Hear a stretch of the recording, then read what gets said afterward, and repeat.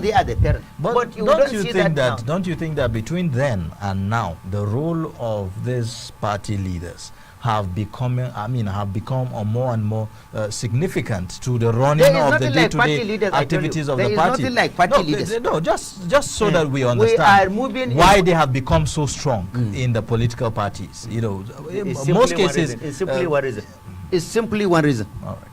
So what's that reason? In the Second Republic and the First Republic, parties were evolved from the bottom to the top. The citizens contribute for the development of the party at the world level, at the local government level, at the state level, up. But now it is reversed. You are looking for funding from the president. You are looking for funding from the, governor. Some of them will even go from this, during this dispensation, this democratic dispensation. Some of them, national chairman of the party, will go and be looking for a position of appointment under his own son, under the president. It's an abomination in the First and Second Republic. We saw this during the PDP days. National chairman will be begging for position. You go and finish national chairman of the party, you end up becoming minister or SGF or any other thing. It is wrong.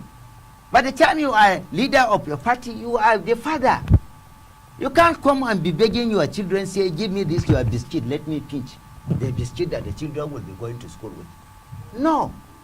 You should respect the position of sanctity of hegemony God has given you.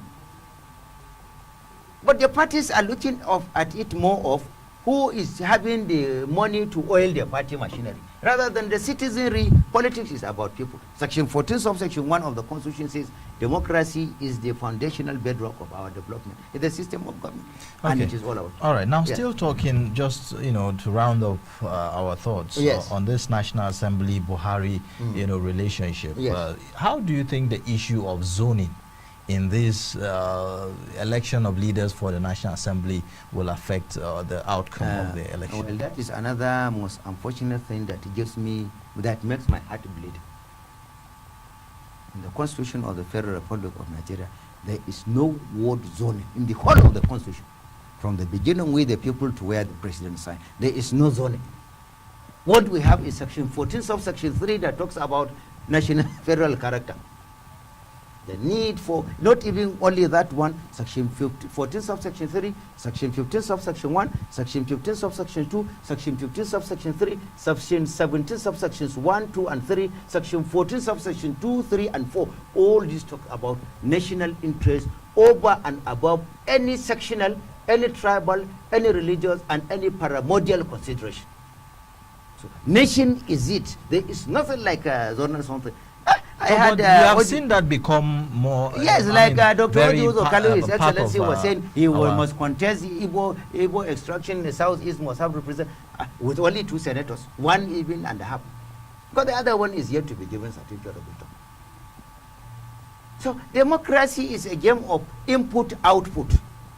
What quantum of votes have you put in to determine what quantums of juicy benefits you should aspire for at the end of the election? But if we are to go by that, that means some persons, especially the minorities, will not be able to have a say at all in the National Assembly.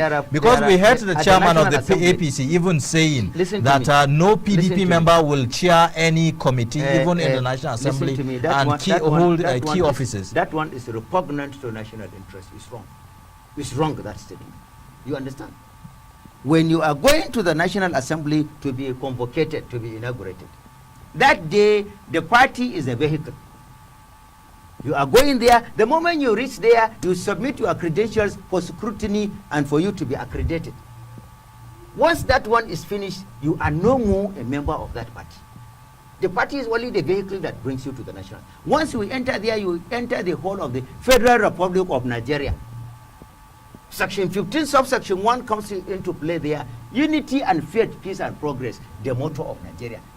Automatically you are a member of the National Assembly. You are to keep the issue of party aside. You are to choose the issue of the zone you have come from aside. You are to choose. Religion is even prohibited by section 10 of the Constitution. There is no need to even bring it. You are to keep all those primordial issues aside. It is Nigeria. You are contesting as a Nigerian.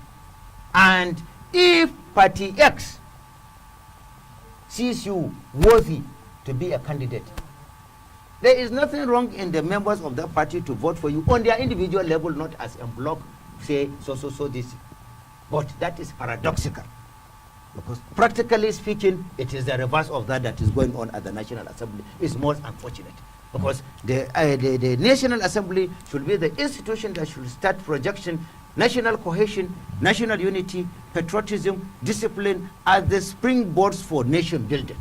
We need entrenchment of robust democracy. We don't need to be seeing all these things of, say, APC is endorsing this, PDP is rejecting this, this is a candidate for the Northwest, this is that. I don't want to hear that. You will quickly see my emotion changing. Nation building, national interest, patriotism, discipline, and brotherhood, common brotherhood, is what we always cherish. All right. Thank you so much, Barrister Mainasara, for coming on the program. You have been very, very, very instrumental to the progress of this success of this program. Thank you so much. You have given us more than we can even chew, as a matter of fact. From the newsroom, we break the news. The Independent National Electoral Commission. But beyond that, we lead the discussions. Yeah, but that is stereotyping. Apart from being stereotyping, when you generalize. No, it's not generalizing. You understand? What I'm saying is that, okay. Scrutinizing the records, connecting the dots to bring you perspectives on the stories making the headlines. Day after day, we see how it unfolds. That's why you should join us every Mondays, Wednesdays and Fridays on the NewsDesk as we show you how the headlines affect you.